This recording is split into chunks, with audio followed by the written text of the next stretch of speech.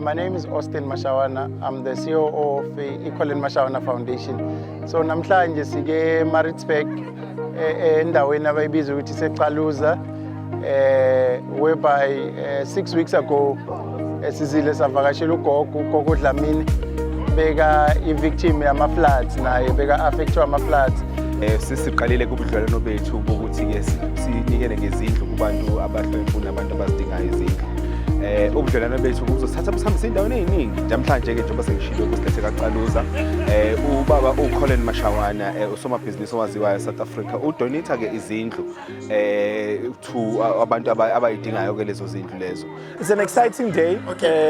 It's a day where we are demonstrating the partnership that Ukholen Mashawana Foundation has with Ukhozi FM, Old Mutual, Department of Social Development, in relation to assisting the flood victims.